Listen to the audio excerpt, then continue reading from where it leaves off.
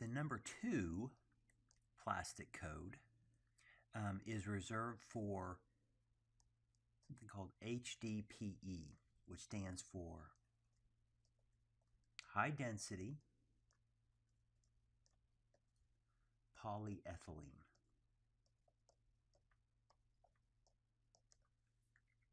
So what is high density polyethylene? Well, polyethylene,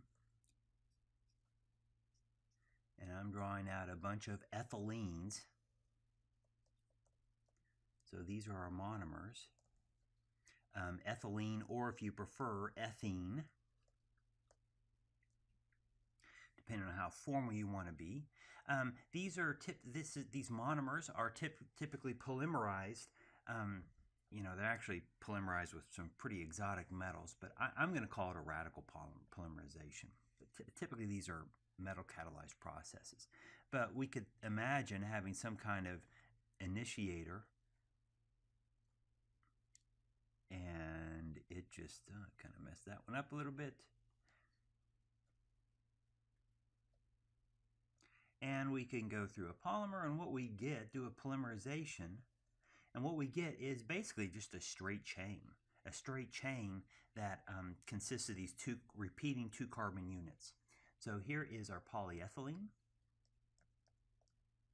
High density polyethylene is simply polyethylene that's made under certain conditions that gives it specific properties. So this is an addition polymer. And it's found a lot in things that we use.